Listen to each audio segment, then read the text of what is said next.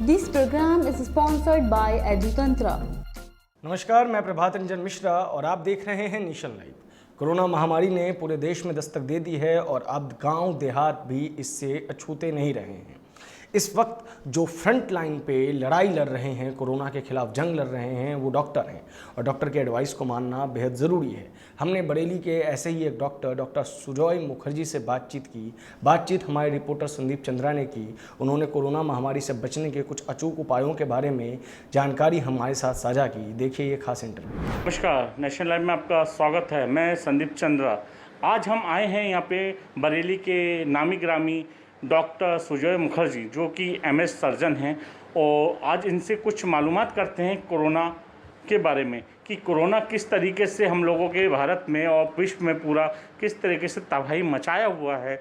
उसके बारे में कुछ डॉक्टर सर से जानने आए हैं कि ये किस तरीके से होता है, इसमें हम लोग क्या प्रिकॉशन लेना चाहिए और जनता को किस किस तरीके से सावधानियाँ रखनी चाहिए। नमस्कार सर, आपका हमारे चैनल में बहुत बहुत स्वागत है। आप बताएं कि ये जो कोरोना है बरेली में, इस किस तरीके से हम लोगों को प्रिकॉशन रखना चाहिए। देखिए, कोरोना एक अदृश्य दुश्मन की तरह है जिसके बारे में ना किसी को ज़्यादा जानकारी। इसमें आपको सबसे पहले अपनी सतर्कता रखनी है, एक दूसरे से डिस्टेंस बना के रखना है, कम से कम एक हाथ का, और मुंह में मास्क पहनना बहुत ज़रूरी है। आपके कान भी ढके होने चाहिए, सर ढका होना चाहिए।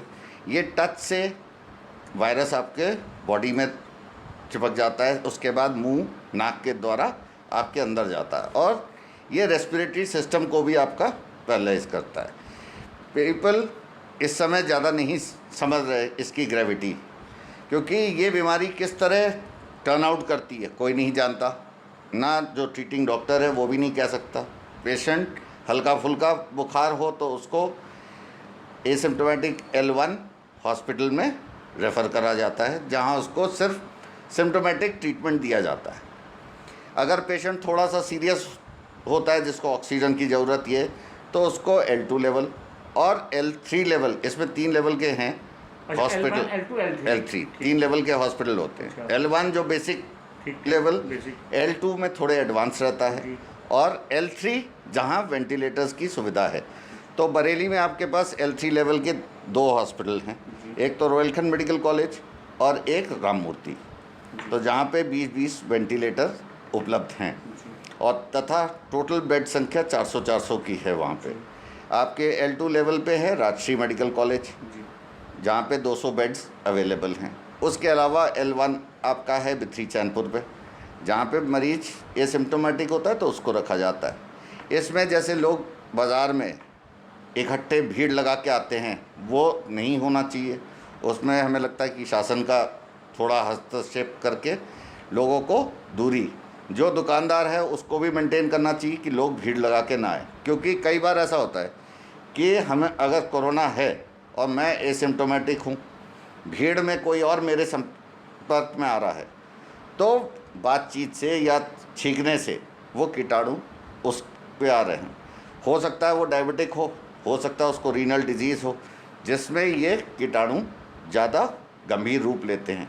और आप देखोगे कि डेथ रेट्स, कॉम्प्लिकेशन रेट्स भी उनमें ज़्यादा है। एल्डरली जो डायबिटिक हैं, जो रीनल डिजीज़ से ग्रसित हैं, उनमें ये बीमारी ज़्यादा गंभीर रूप लेती है।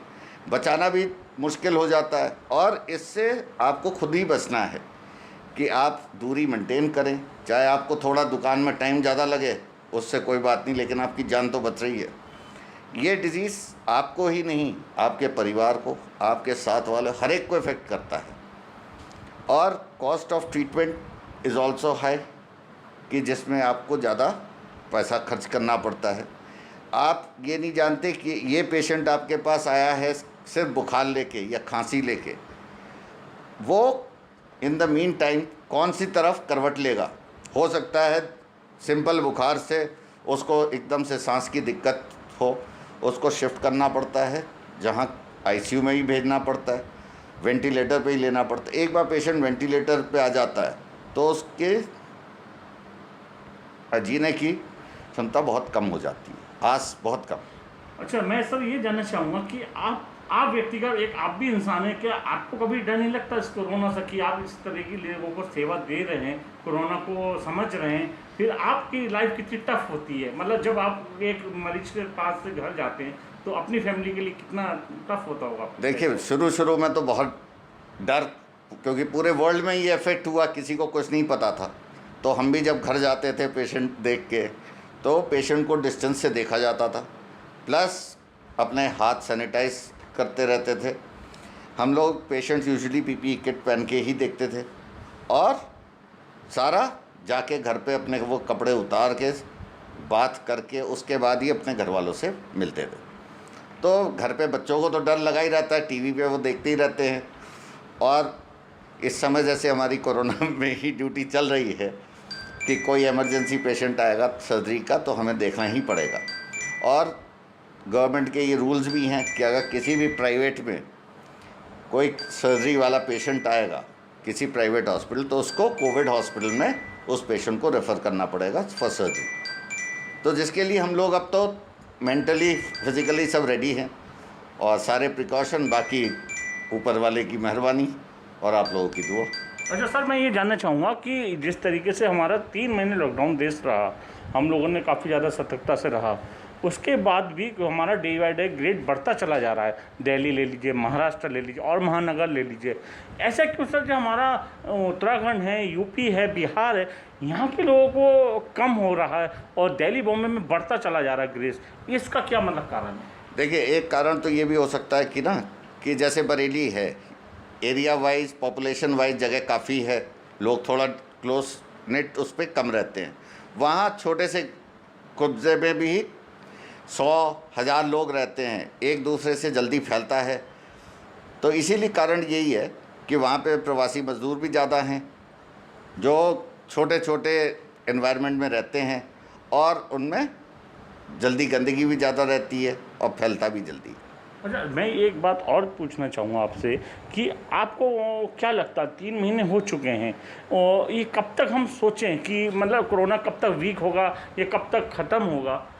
देखिए, ये 3 महीने जो लॉकडाउन के थे, वो जो हम लोगों की वीडियो कॉन्फ्रेंसिंग भी हुई थी प्रिंसिपल सेक्रेटरी से, वो बार बार एक ही बात कह रहे थे कि जिस समय ये शुरू हुआ उस समय इंडिया में पीपीई किट्स विट्स नहीं थे। वो पीरियड हॉस्पिटल्स को आराम के लिए नहीं था, वो हॉस्पिटल्स को अपनी तैयारी करने के लिए था। अब लॉकडाउन आजीवन तो चल नहीं पाएगा, हर एक के अपने अपने फाइनेंशियल प्रॉब्लम्स हैं, सब है, कंट्री की इकनॉमी बढ़नी है। तो अब जैसे जैसे ये बढ़ेगा, लोग एक दूसरे के संपर्क में आएंगे। मैंने आपसे कहा था कुछ होते हैं एसिम्प्टोमेटिक, जो कैरियर की तरह काम करते हैं, वो कैरियर ज़्यादा डेंजरस है रादर देन द पेशेंट, क्योंकि वो कैरियर, उसे कोई सिम्टम्स नहीं होते, वो जाके 10 लोगों से मिलता है और 10 में वो 10 इन्फेक्ट होते हैं, वो 10 बाकी और से मिलेंगे, तो ये चेन चलता रहता है। तो इसीलिए ये विद टाइम ये बढ़ता जाएगा। मतलब इसकी कुछ पुष्टि नहीं है। अगर WHO भी कल जो उन्होंने एक इन्फॉर्मेशन दिया जनता को कि हमारे इंडिया में कुछ इसकी शॉर्टेज होने जा रही है ऑक्सीजन की, इसके बारे में क्या कहेंगे? देखिए, ऑक्सीजन से तो इसका ज़्यादा कुछ लेना देना नहीं है। जो WHO ने कहा है कि नेक्स्ट वीक तक 1 करोड़ पार कर जाएगा। तो मेन है कि हमें अपना सतर्कता, कि जिससे आप कोई भी सामान लेते हैं, हैंड वॉश आप ज़रूर करिए, या सैनिटाइज़र अपने पास रखिए, अपने हाथ धोएं, जितना दूरी आप बना सकते हैं वो आवश्यक बनाइए, और वही आपको बचा सकता है, उससे आगे कुछ नहीं कर सकते। ठीक है, ये आज हमारे साथ थे डॉक्टर सुजय मुखर्जी, और इनसे हमने आज जाना काफ़ी कोरोना के लिए काफ़ी ज़्यादा प्रिकॉशन लेने के लिए, और मैं आशा करता हूँ जनता इस बात को ग्रहण करेगी और इनकी बातों को अपने अंदर लेगी।